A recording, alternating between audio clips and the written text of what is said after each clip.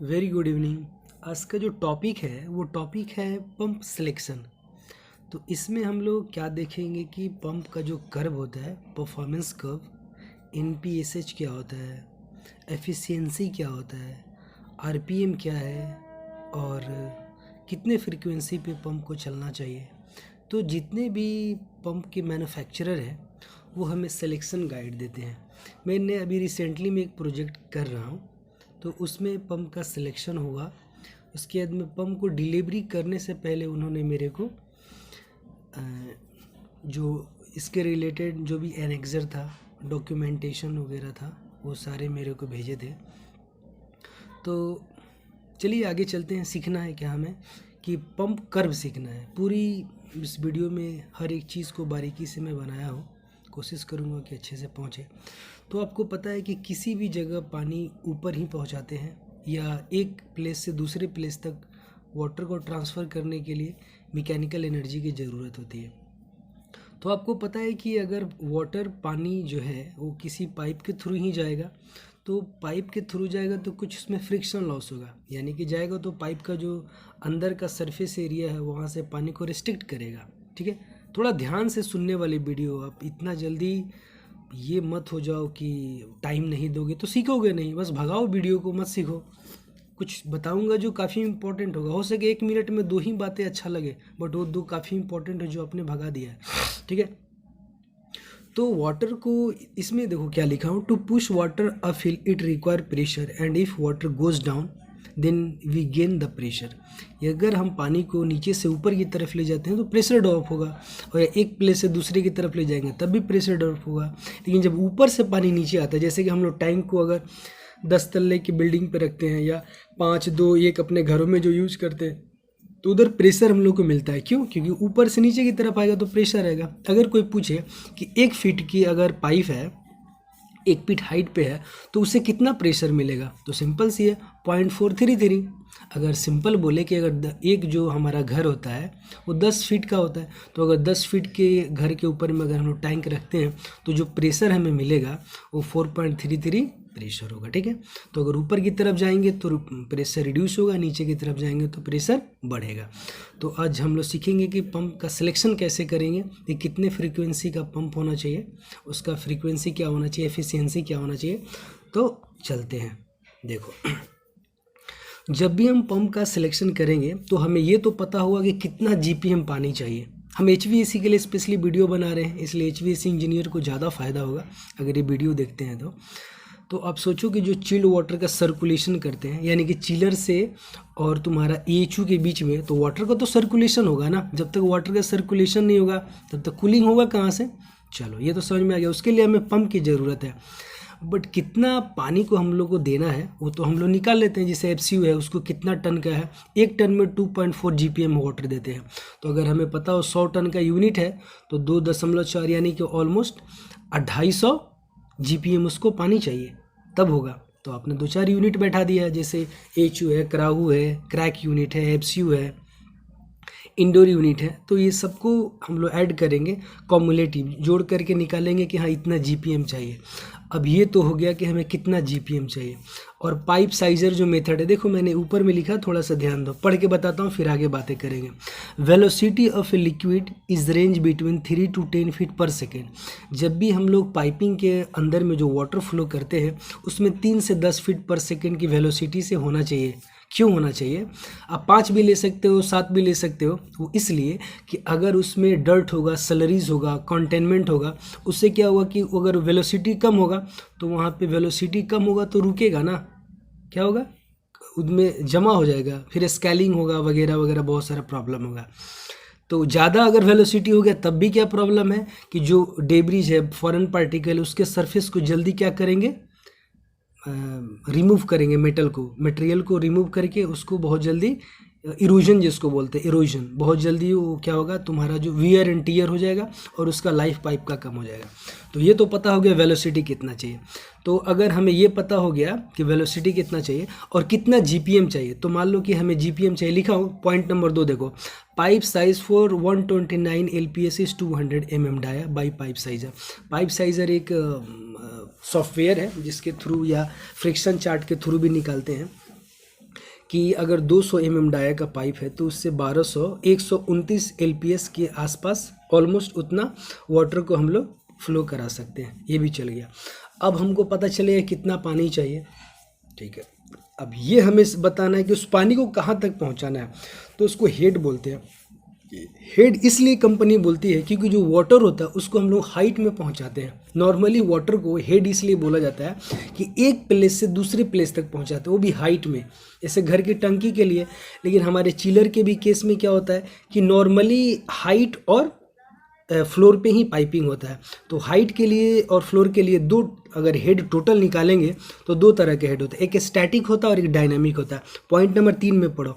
Static का मतलब क्या होता है, एलिवेशन, मतलब कि वाटर को कहाँ से कहाँ तक, किस हाइट तक पहुँचाना है, तो स्टैटिक बोलेंगे। और डायनेमिक किसे बोलेंगे, वो पूरी लेंथ ऑफ पाइपिंग, यानी जो हमारा जो पंप रूम है, पंप है और एचयू है, उसमें सप्लाई और रिटर्न दोनों पाइपिंग को हम लोग बात कर रहे हैं, ना कि एक पाइपिंग का। सप्लाई और डिस्चार्ज दोनों पाइपिंग को ऐड करेंगे तो एक तो सिंगल लेंथ होगा, तो उसको हम लोग बोलेंगे मेजर लॉसेस, ठीक है। उसके बाद में तो फिटिंग्स होगा, तभी तो पाइपिंग को लूप करके या अलग अलग डायरेक्शन में उसको घुमाएंगे, तो उसको माइनर लॉस बोलेंगे। कैसे, एल्बोज होता है, टी होता है, स्ट्रेनर होता है, बटरफ्लाई वाल्व हो गया, बहुत सारे। उसके बाद में आपको ओरिफिस प्लेट हो गया, बहुत सारी चीज़ हम लोग यूज़ करते हैं। तो अभी तो ये पता चल गया हेड, स्टैटिक एंड डायनेमिक।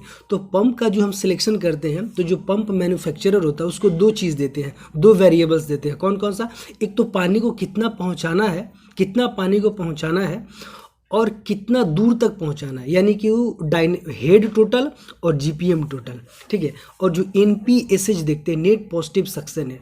अगर कोई पंप है वो पानी को खींचेगा तो खींचने के टाइम में कुछ प्रेशर होना चाहिए।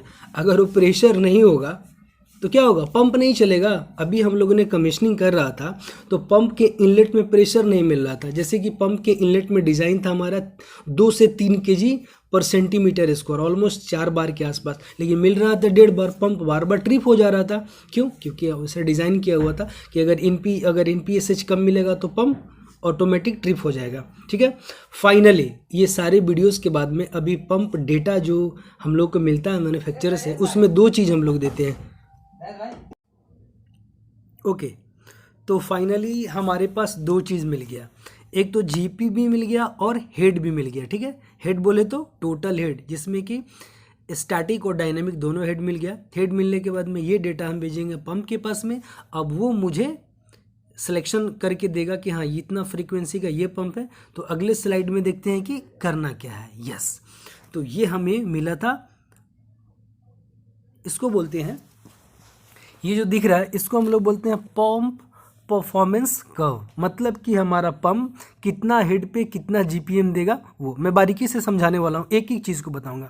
देखो इधर जो लेफ्ट साइड में है जो किलो पास्कल दिख रहा है, हेड भी दिख रहा है, वो वर्टिकल में, और हमारे हॉरिजेंटल में यूएस गैलन और एलपीएस दिख रहा है, ठीक है। तो इसमें हमारा फ्लो दिखा रहा है और ऊपर वाला में हेड दिखा रहा है, ठीक है। हमें जो रिक्वायरमेंट थी हमारा एज पर द डिज़ाइन कि 400 किलो पास्कल हेड प्रेशर था और हमने फ्लो दिया था 129 LPS, ठीक है। तो इन दोनों को मिलाया, देखो रेड कलर का लाइन है, इन दोनों को मैंने मिलाया। मिलाने के बाद में एक पॉइंट पे गया, ठीक है, वो पॉइंट आपको दिखाता हूँ। इधर से और इधर से दोनों लाइन मिला, मिलने के बाद में इस पॉइंट पे गया। क्लियर, चलो पॉइंट पे जाने के बाद में ये जो दिख रहा है आपको ब्लैक कलर का परफॉर्मेंस कर्व दिखा ना, ये परफॉर्मेंस कर्व है। तो ठीक है, अब आगे समझते हैं क्या है परफॉर्मेंस कर्व। तो इसमें ये दिखा कि ये इस पॉइंट पे हमारा देखो 400 किलो पास्कल से सीधे हैं और इसके नीचे हैं। तो जो हमारा पंप परफॉर्मेंस कर्व है, तो ऊपर में जो लोग लिखा है ना 378 mm, ये होता है हमारा इम्पेलर का रेडियस है। ये जो इम्पेलर का साइज़ है, यानी कि 378 डाया का इम्पेलर है। तो इस इम्पेलर से अगर ऊपर में जाएंगे, देखो 398 भी है, 346 भी है, तो जब इम्पेलर को बढ़ाएंगे तो उसका क्या होगा, परफॉर्मेंस भी बढ़ेगा। यानी कि देखो अभी क्या होगा, सपोज हमने 378 लिया, अगर हमने 398 लेता तो ये लाइन ऊपर की तरफ जाती कि नहीं जाती। तो हमारा फ्लो तो उतना ही करता, बट इसका स्टैटिक जो है, ये हेड है, डायनामिक हेड है, वो 500 किलो पास्कल लेते, मतलब और ऊपर जाता, ठीक है ना। तो ये हमारा परफॉर्मेंस कर्व है। तो अब इसमें डेटा हम लोग कलेक्ट करेंगे। राइट साइड में देखो एफिशिएंसी दिख रहा है, ये दिख रहा है ना, एफिशिएंसी है। नीचे वाला जो पार्ट है ये डाउन साइड में ये फ्लो दिखा रहा है, और ये साइड में हेड दिखा रहा है, कितना हेड तक पानी को पहुंचाना है। क्लियर? चलो, वेरी सिंपल। तो अभी देखो हमें दो चीज़ मिल गया कि ये और ये। थोड़ा सा समझते हैं कि सिस्टम कर्व क्या है। ये जो सिस्टम कर्व है ना, मतलब जो पाइप में जो मेजर लॉसेस हुआ है, माइनर लॉसेस हुआ है, और किस हाइट तक लेके गए हैं, उसको हम लोग बोलते हैं सिस्टम कर्व, यानी कि ये सिस्टम का कर्व है। परफॉर्मेंस कर्व से हमें पता चल गया। अब देखो इस परफॉर्मेंस कर्व पे ये दोनों कटने के बाद में इसको थोड़ा आगे की तरफ हम लोग लेंगे, तो अभी कितना पंप का फ्रीक्वेंसी कितना मिल रहा है, 68 के आसपास मिल रहा है। लेकिन हमने जो डिज़ाइन किया था ना, वो 500 किलो पास्कल के लिए किया था, है तो 400, वो सेफ्टी पर्पज़ से हम लोग करते हैं। तो अगर इसको आप थोड़ा सा देखो, आप ये जो लाइन है अगर इसको आगे की तरफ आप बढ़ाओगे तो कितना मिल रहा है, 80 फ्रीक्वेंसी मिल रहा है कि नहीं। किसके लिए? इस चीज़ के लिए। देखो ये जो हमने 500 पे डिज़ाइन किया था, तो इसको आप आगे की तरफ बढ़ाएंगे तो देखो 80% पे, अगर हम 80% पे चलाएंगे तो हमारा इतना हेड देगा, 500 हेड देगा, और फ्लो इतना देगा। तो हम जब भी डिज़ाइन करते हैं थोड़ा सेफ्टी फैक्टर रखते हैं, 5%, नॉर्मली रखते हैं 10 से 15%, मतलब ज़्यादातर मैं देखा हूँ 15% ही लेते हैं। तो सिस्टम कर्व समझ में आ गया। चलो अब एक दूसरा कंडीशन लेते हैं, ठीक है। ये देखो हमारा पंप जो है, पंप क्या कर रहे हैं, नीचे से वाटर सक करके ऊपर में जा रहा है, आपको दिखाया भी हूँ, ठीक है। तो थोड़ा ध्यान देने वाली बात है कि ये जो नीचे वाला लाइन है, अभी क्या हो गया कि इस कर्व से हमें क्या क्या मिला, सुनो। हमें तो सबसे पहले हमें जीपीएम चाहिए, ठीक है, हमें हेड चाहिए, ये दोनों को मिला दिया। मिलाने के बाद में ये हमारा क्या है, परफॉर्मेंस कर्व है कि नहीं। तो जो परफॉर्मेंस हमारा ये कर्व है, ये दिख रहा है कि नहीं, ये परफॉर्मेंस कर्व है। तो इस परफॉर्मेंस कर्व से जब हम सीधे आएंगे तो ये हमारा 81%, हमने ज़्यादा लिया है सेफ्टी पर्पज से, 81% पे अगर चलाएंगे पंप को, तो उसके लिए आरपीएम अलग अलग, आरपीएम के लिए अलग अलग दिया जाता है, ठीक है। अभी एनपीएसएच कितना होगा, नेट पॉजिटिव सक्शन रेट, तो सिंपल में नीचे दिया हुआ ना अपना जो लाइन है, अब देखो 100 इस पे चलाना अपने को, यही है ना, 29 है अपने को, कितना 29 पे चलाना है, ये 40 है। तो ये देखो यहाँ पे एग्जैक्टली काट रहा है कि नहीं। तो इससे एक स्ट्रेट लाइन आगे की तरफ लेंगे, तो लेने के बाद में ये आपको कितना मिलेगा, ऑलमोस्ट बता दूँ, ये मिलेगा वही 4-5 के आसपास मिलेगा हेड, ठीक है। दूसरे मतलब एक और डॉक्यूमेंट है, उसके नीचे वाले ग्राफ में ये दिया हुआ है इसी में। तो ये तो क्लियर हो गया कि एनपीएसएच कितना हो गया, इसका फ्रीक्वेंसी आपको ये भी मिल गया कि नहीं, कितने फ्रीक्वेंसी पे। और ये हमारा डिज़ाइन है, ठीक है। और इम्पेलर का साइज़ कितना रखना है, 378 से आगे बढ़ेंगे और इसको ऐसे मिलाएंगे। मिलाया कि नहीं मिलाया, ठीक है। तो हमारा एलपीएस पता चल गया, हेड पता चल गया, और इससे बाकी का डेटा मिल गया।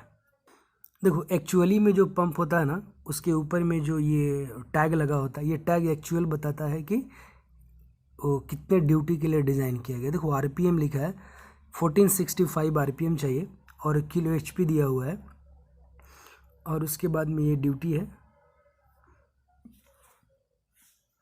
ठीक है। वोल्ट हमको 450 चाहिए, बाकी का एम्पियर दिया हुआ है, 54 एम्पियर दिया हुआ है। और एफिशिएंसी यहाँ पे देखो लिखा हुआ है 92%, 92.3। एक्चुअली यही होता है, वो अलग चीज़ है जो मैं दिखाया वो किसी और पंप का है। चलिए एक और कर्व है, ये आर्मस्ट्रॉन्ग का है, ये इस प्रोजेक्ट में मैं कर रहा हूँ, एक है ब्रिज डेटा सेंटर, वहाँ पे आर्मस्ट्रॉन्ग का पंप लगा है।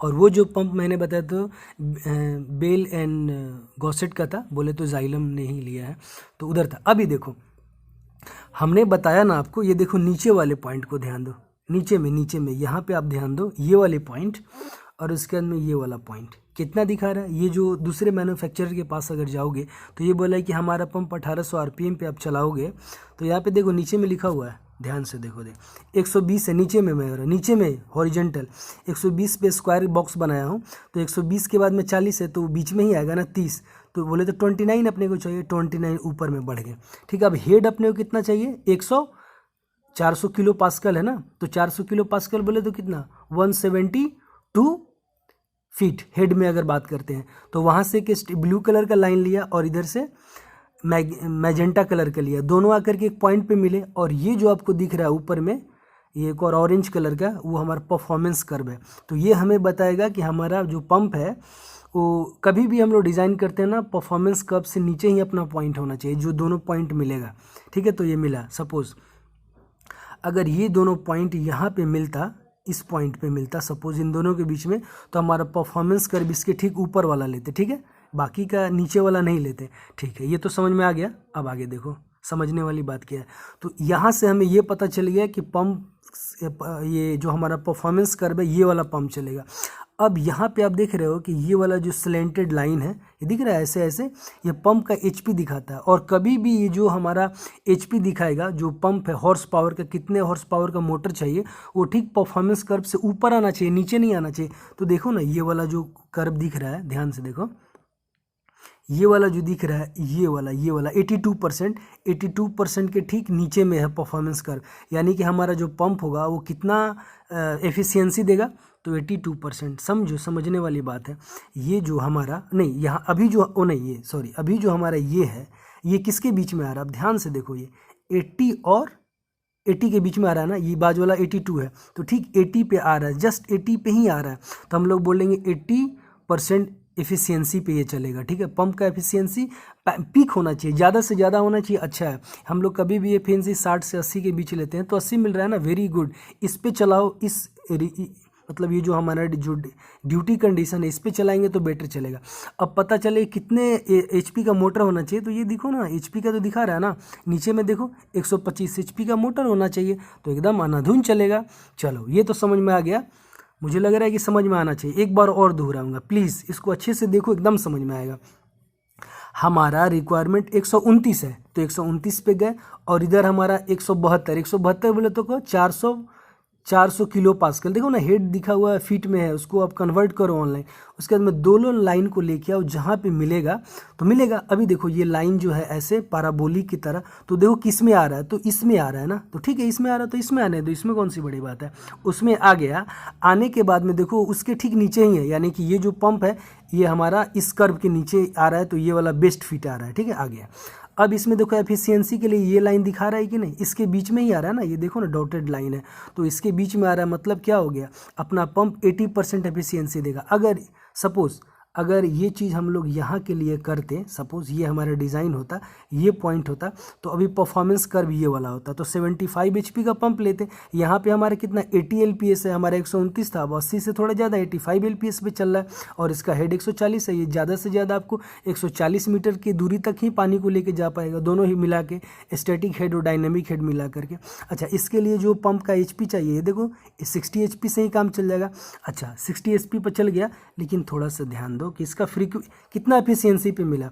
तो अभी 140 था, और ये हमारे कितना था, 85 था, तो यहाँ पे 85 आया ना। तो ये देखो, अभी जो इसके बीच में कौन सा एफिशिएंसी आ रहा है, तो ये देखो ना, ये जो है एफिशिएंसी दिखा रहा है, ये वाला पॉइंट, वो हमारा इसके बीच में दिखा रहा है, इन दोनों के बीच में दिखा रहा है कि नहीं, 75 और 78 के बीच में आ रहा है कि नहीं। ध्यान से देखो मेरे भाई, ये 78 वाला लाइन है, और ये वाला 75 वाला, तो 76, तो इसका जो फ्रीक्वेंसी होगा 76 होगा। ठीक है, अभी जो हमको मैं ढक के रखा हूँ 80% मिला इस चार्ट पे। ठीक है,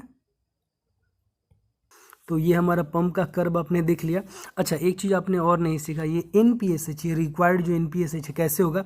अभी देखो, सपोज अपने को 500 GPM पानी चाहिए, और उसको पहुंचाना है अपने को, मान लो 200 तक हाइट पे पहुंचाना है। सुनो मेरी बात ध्यान से, अब इस लाइन को और इस लाइन को लेके आओ। ठीक है, ये वाले लाइन को लेके आए, ये देखो इसके ठीक ऊपर मिला है, तो ये वाला हम लेंगे ना, ये वाला कितना 8¼ का इम्पेलर साइज होना चाहिए, 8 and 1/8 का इम्पेलर साइज होना चाहिए।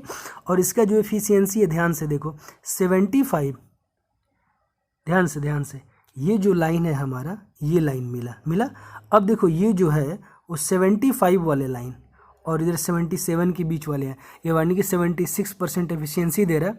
अच्छा, अभी हमने 500 पे लिया था ना, इस 500 को ऊपर की तरफ लेके जाओ, और यहाँ पे कितना था हमारा, 200 पे था। क्लियर, तो जब ऊपर में लेके गए तो हमारा कहाँ पे कटा, रिक्वायर्ड NPSH के यहाँ पे कटा। इसको पैरेलल में लेके जाओ, तो अभी ये पैरेलल में लेके जाएंगे तो 10 और 20 यानी कि ये लगभग 12 फीट हेड देगा, यानी कि इसका जो हेड होना चाहिए 12 फीट होना चाहिए NPSH उसका सक्शन में। तो आपको पता चल गया, परसेंट एफिशिएंसी भी पता चल गया। तो इस तरह से हम लोग पंप कर्व देखते हैं। ठीक है, समझाएंगे। ये जो हमारा पंप कर्व था उसको हम लोग अगर 4 पार्ट में बांटे तो देखो, हमने आपको बताया था ना कि NPSH ये वाला लाइन होता है टॉप में, ये वाला एफिशिएंसी का होता है, और ये पंप परफॉर्मेंस कर्व होता है। ठीक है, सबको कंबाइन करके उधर मैंने दिखाया था, और ये स्प्लिट करके दिखा रहा हूँ। और ये हमारा क्या दिखा रहा है, पावर दिखा रहा है, किलोवाट जो ये जो हमारा डेटा है मैन्युफैक्चरर बेल एंड गॉसेट है। ध्यान से आप पढ़ते जाओ 1 बाई 1, नीचे में डिस्ट्रीब्यूटर जो भी हो। देखो फ्लो रेट हमारा LPS में 128.50 है, हम लेकिन 290 लिया था। ध्यान से देखो, तीसरा हेड, जो तीसरा पढ़ रहा हूँ हेड में क्या दिखा रहा है, किलो पास्कल, 400 किलो पास्कल, जो कि ऑलमोस्ट 172 क्या हेड में होता है, फीट में होता है। पंप का जो भी हो मॉडल नंबर, यदि एफिशिएंसी देखो लिखा हुआ 80% पे चलेगा। ठीक है, BHEP है, ब्रेक हॉर्स पावर जो हमारा 80 है वही। और देखो पंप मोटर HP और किलोवाट में 125 और 90 ले लो, तो हमने वो सब ग्राफ से लिया था, परफॉर्मेंस कर्व से। ठीक है, आगे चलो। ठीक है, यस, ये हमारा एक्चुअली में ग्राफ था जिसको मैंने समझाया आपको। परफॉर्मेंस कर्व कैसे लिखते, 100 रेड वाला है, इधर हॉरिजॉन्टल में देखो 400 पे दोनों मिला, मिलने के बाद में जो हमारा पंप का परफॉर्मेंस कर्व लिखा भी है, उधर मैंने 378 इम्पेलर का साइज़ लिया, उसके बाद में जहाँ पे मिला वो हमें दिखाया कि हाँ इतना फ्लो देगा, ये सिस्टम कर्व है। और एफिशिएंसी देखो इधर जो है, एफिशिएंसी वाले में ग्रीन कलर का मारा हूँ लाइन, वो 81% पे दिखा रहा है। तो ये परफॉर्मेंस कर्व होगा, ऐसे हम लोग इसको स्टडी करते हैं। अब देखो हमारे जो पंप ड्यूटी पॉइंट है, आपको बोला था ना, ये देखो ड्यूटी था कि फ्लो हमने दिया था 129, हेड उनको पता था। उसके बाद में एफिशिएंसी हमको मिला 80.5%, जो हमारा पावर मिला 63 किलोवाट, यानी कि वही 90 HP के पास मिला। और स्पीड हमारा 1485। अलग अलग पंप का अलग अलग RPM होता है, और RPM से ही डिसाइड होता है कि वो पंप कितना फ्लो GPM देगा, क्योंकि जब भी हम इम्पेलर का साइज बढ़ाएंगे तो फ्लो ज़्यादा देगा ना, GPM ज़्यादा देगा, और जितना स्पीड बढ़ाएंगे उतना हमारा GPM निकलेगा, है कि नहीं। पंप का रोटेशन स्पीड बढ़ने से बढ़ता है। ठीक है, डिज़ाइन कर्व देखो, हमने जो डिज़ाइन किया तो ड्यूटी था, बट डिज़ाइन हमने ज़्यादा किया था, 501 पास्कल पे किया था, मिनिमम फ्लो 29 चाहिए था। देखो BHP मिला है 81.1 फ्रीक्वेंसी रखेंगे तो 119 LPS देगा। ठीक है, बाकी का नीचे में डेटा दिया हुआ है, मैक्सिमम फ्लो वगैरह, और यही मैंने आपको दिखाया था। ये हमारा पंप का है, सब चीज़ डेटा है। तो शेयर, अगर आपको फाइल चाहिए तो I will share with you, no problem. Please subscribe my channel, बहुत मेहनत करना पड़ता है boss. Thank you so much, have a great day. तो ये हमारा लास्ट में पंप कर्व रहा, मुझे लगा कि आपको पता होगा। अगर ये आपको डेटा चाहिए, I will share with you on mail and WhatsApp, and at the end thank you so much for your precious time. तो पंप एक बहुत ही इंटरेस्टिंग टॉपिक है और आपको ये आना चाहिए।